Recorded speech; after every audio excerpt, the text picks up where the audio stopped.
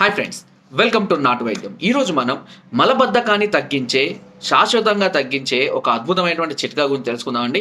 చాలా మందికి కాన్స్టిపేషన్ సమస్యతో బాధపడుతున్న వాళ్ళు ఉన్నారు. ఉదయం లేవగానే ఫ్రీ మోషన్స్ కాకపోతే కనుక ఆ రోజంతా కూడా చాలా ఇబ్బందికరంగా ఉంటుంది. అండ్ చాలామంది కొద్ది సందర్భాల్లో స్టమక్ పెయిన్తో కూడా ఇబ్బంది పడుతుంటారు మోషన్ ఫ్రీగా లేకపోవడం వల్ల.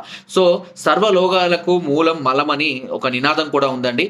చాలామంది కూడా ఈ మోషన్ కనుక సాఫీగా అయినట్లయితే దాదాపుగా మనకు తెలియకుండా కొన్ని వందల వ్యాధులు అనేటివి క్యూర్ అవడం అనేది జరుగుతుంది.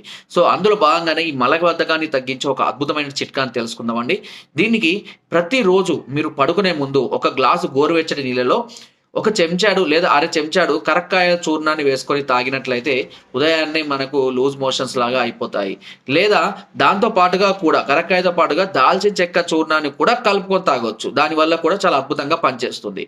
అంతేకాకుండా నువ్వులు, బెల్లం ఈ రెండింటిని బాగా కలుపుకొని రాత్రిపూట ఒక చిన్న లడ్డు మోతాదులో కనుక తిన్నా కూడా ఈ కొద్ది రోజుల్లోనే ఈ మలబద్ధక సమస్య పూర్తిగా తగ్గిపోవడం అనేది జరుగుతుంది. అండ్ మీకు ఆల్రెడీ చెప్పాను, సునాముఖి చూర్ణం, నేల తంగడి చూర్ణం అని కూడా అంటారు దీన్ని. ఈ సునాముఖి చూర్ణాన్ని రాత్రి పడుకునే ముందు గోరువెచ్చటి నీళ్ళలో కనుక కలుపుకొని తాగినా కూడా ఉదయాన్నే చాలా ఫ్రీ మోషన్స్ అవడం జరుగుతుంది.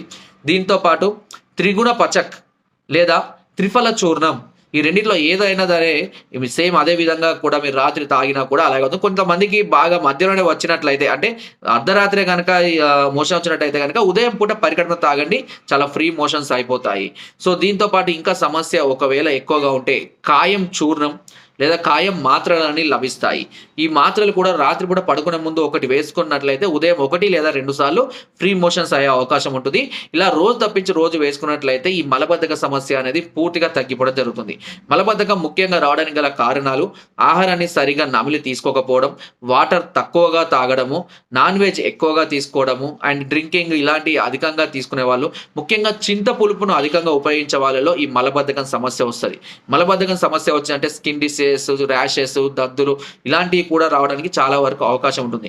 అండ్ ముక్కి పోవడం వల్ల, అంటే గట్టిగా ప్రెస్ చేస్తూ వాష్రూమ్కి వెళ్ళడం వల్ల పైల్స్ లాంటివి కూడా రావడానికి అవకాశం కూడా ఉంటుంది. ఓకే, అలా ఈ చిన్న చిన్న చిట్కాల ద్వారానే మనం ఈ మలబద్ధకం సమస్యను పూర్తిగా క్యూర్ చేసుకోవచ్చు. ఒకవేళ సమస్య ఎక్కువ ఉంటే నేను చెప్పినట్టుగా ఔషధాలను కూడా వాడుకోండి. ఇంకా ఏదైనా డౌట్ కానీ సలహాలు సూచనలు కావాలంటే కింద నెంబర్ని సంప్రదించండి. మరెన్నో ఇలాంటి అద్భుతమైన చిట్కాలు కావాలి అనుకుంటే మన ఛానల్ని ఫాలో కండి, లైక్ చేయండి, షేర్ చేయండి అండ్ సబ్స్క్రైబ్ చేయడం మాత్రం అస్సలు మర్చిపోకండి. Thank you.